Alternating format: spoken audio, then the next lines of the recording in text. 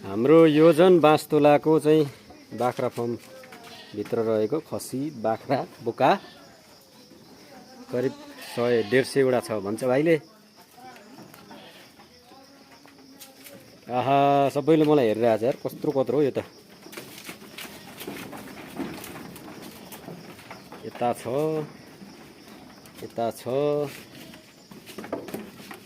एउटा यो बोका चाहिँ कति 70 केजी अनुमान गरिएको छ।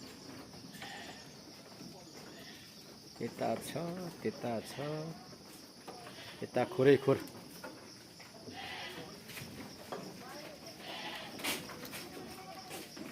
यहाँ खोरभित्र फाल्टा फाल्टै यता छ 20-25 वटा।